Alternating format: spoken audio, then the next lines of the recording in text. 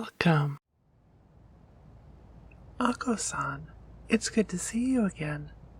I was just wrapping up my reports for the day. How did your checkup with Dr. Petrelko? Are you adjusting to shipboard life comfortably? Not too much gastrointestinal distress from synthesized food, I hope. That's good to hear. We want you to be as comfortable as possible while aboard, after all. Yes. And the effects reported by the rogue surveyor. We've detected no biological contaminants from you that should interact negatively with any known beings in the universe, and we've noticed no noticeable changes in any patterns of anyone that's been exposed to you. Most notably myself, Dr. Petrel, and... yes. It could be that she really did fall in love. Deep space exploration, especially on solo missions, can be hard on a sentient. We'll be finishing up our study and sending our findings and recommendations to the Advisory Council shortly, but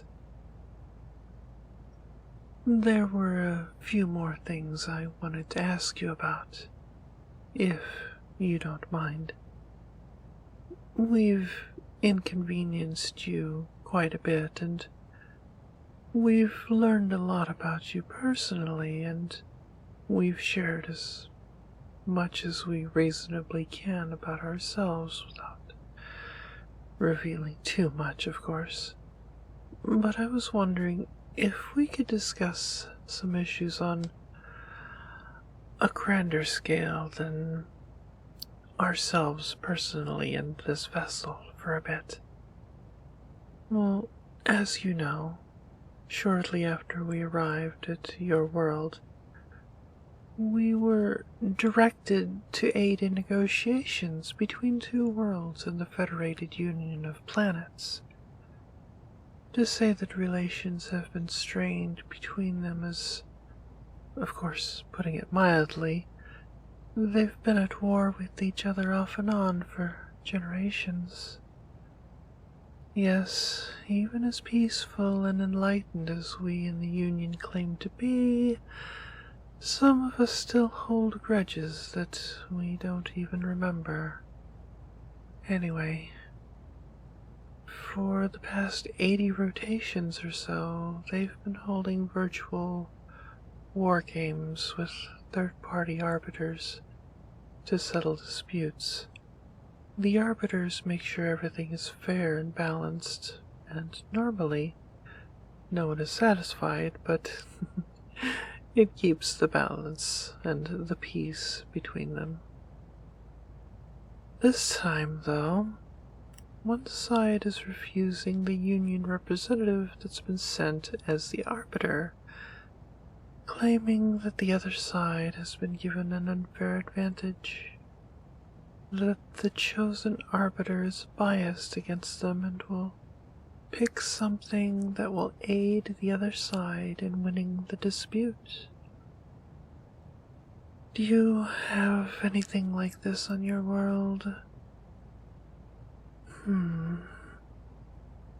Your United Nations, they often have to deal with similar situations, but you're unsure of how they deal with them. Ah, but you know of something else. I see. So you're saying that these game ears battle in a similar way, but for corporate favor? Sponsors. I see. Monetary compensation. Yes, some of the worlds in the Union still use money, including the two that we're speaking of. Oh, wait, so you're saying that on your world you have tournaments just like this? For fun? Not to fight over territorial disputes or resources, but just for enjoyment? My dear Ako-san, I think you may have given me at least part of the solution we needed. If they're willing to at least listen, that is. They've developed artificial intelligence to play these virtual games for them, and the Arbiter is supposed to name the game based on all known games in the universe. However, having scanned your homeworld, we've uploaded petaquads of new data we're still sifting through. If you could pick out some of these games used for tournaments on your world, I know we can give them something worth using for their games. Plus, I'll be proposing a change. That rather than using the AIs, they use citizens and volunteers and interfaces similar to how your people do it. It'll take some work, but with your help. Is there anything in the data that we collected from your world that we should be looking for specifically? Anything from those kinds of servers? Right. Okay, got it. By the Moon Goddess, I think this might be the break we've been looking for since we got here. New games, a new twist. Something that will intrigue both sides. Thank you so very much. Oh, the Moon Goddess? Oh, it's silly of me, I know, but it's just something that all Miradonians are raised to believe in. She's supposed to be an immortal winged goddess that lives on the largest of our moons and gives us the power of the bond with our mates as well as our loved ones and our children and a few other things. She watches over us and guides us. It's probably sounds silly to you, but it's comforting at the same time, especially when you're a young chick. Back when everything is perfect, you can fly, you can communicate telepathically with your siblings and parents. Food is plentiful. Everything is vibrant and new. And someday I'll bond with a mate and be able to share in that with my own chicks, and everything will seem new again. Oh, the bond? It's a telepathic thing. They say it's like being lit up with electricity when you bond with a mate. Everything feels so fresh, and everything is just so vibrant. They say you only bond once, and if you lose your bondmate, everything is just so drab and dull after that. What's that? If you bond, but they don't? I suppose it's theoretical, but as far as I know, it's never happened on Miradon. We've had bonds of 3 and even 4 occasionally, and I've heard rumors of it happening with other races, but that's even more rare. Bond with you? I'm told I would have felt something almost immediately as soon as we had touched, if I had. It's a psychic link after all. Love at first sight? I guess you could put it that way. It's certainly a fitting description. What about you? How does bonding, or love in general, work for your people? Oh, that's unfortunate. Most people of the universe have to do their best and hope they're compatible as well.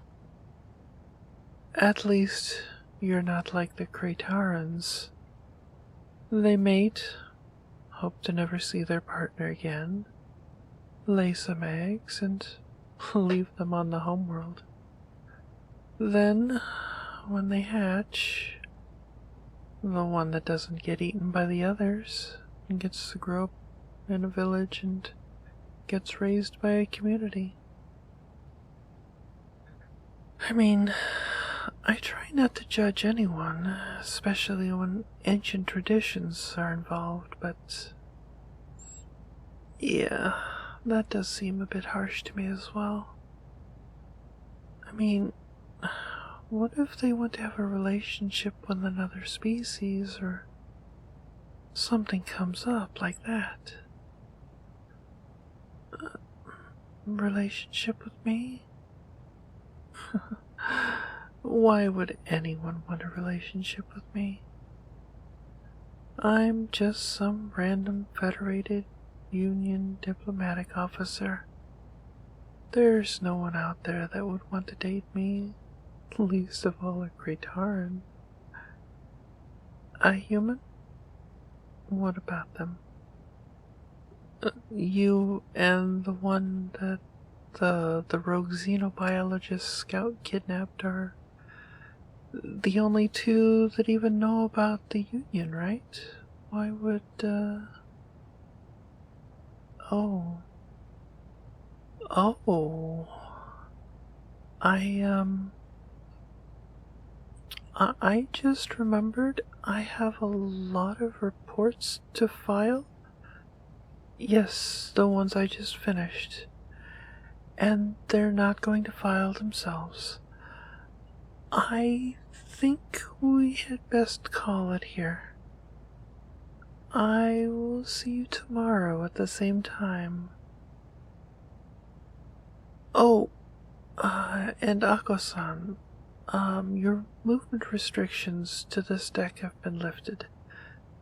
You still can't go to any restricted areas, but you can go elsewhere about the ship at least. A tour? Yes. After I get off tomorrow, I can give you a tour of the ship, if you like. What? A date? No, it's just a tour. If you'll excuse me. So many reports. So many reports. Thank you to all of my members, patrons, supporters, sponsors, and viewers. Without you, we wouldn't be able to keep the lights on and the cats fed.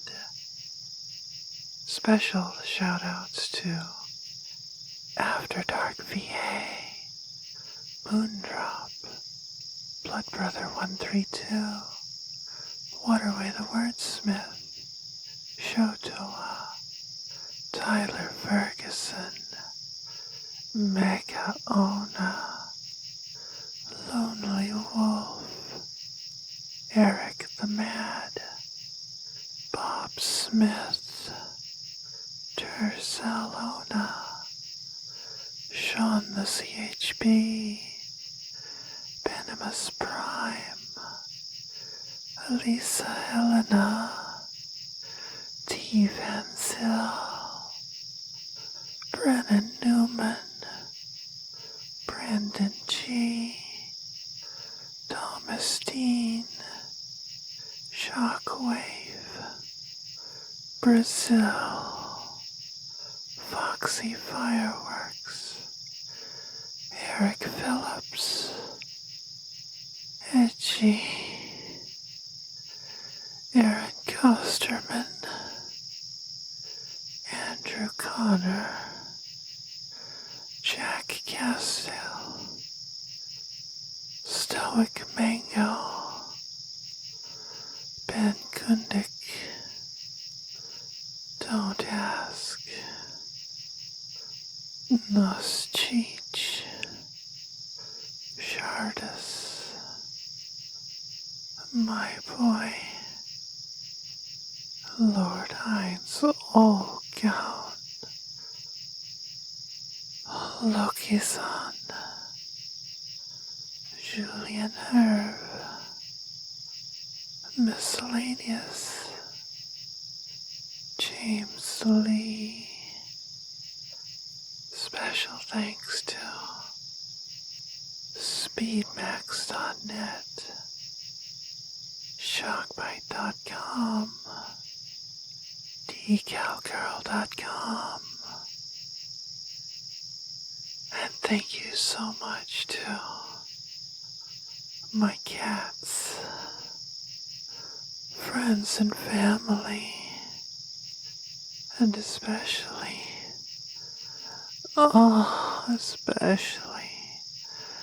to viewers like you.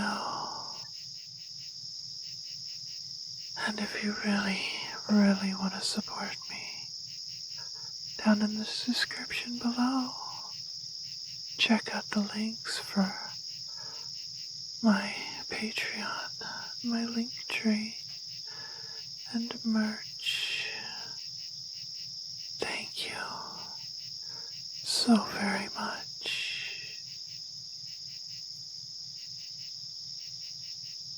I love you all so very much.